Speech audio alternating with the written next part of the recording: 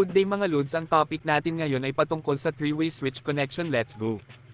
Ang three-way switch connection ay isang uri ng wiring configuration na karaniwang ginagamit sa mga kwarto o lugar kung saan nais mong kontrolin ang isang ilaw mula sa tatlong magkakaibang lokasyon.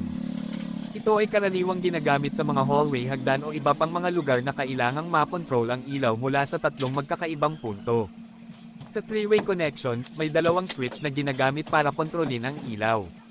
Ang mga switch na ito ay konektado sa pamamagitan ng tatlong mga wire, hot wire, live wire, traveler wire, tungo sa ibang switch, at neutral wire.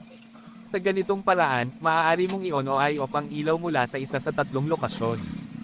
Ito ay isang praktikal na paraan para sa mga lugar na kailangang makontrol ang ilaw mula sa iba't ibang pwesto.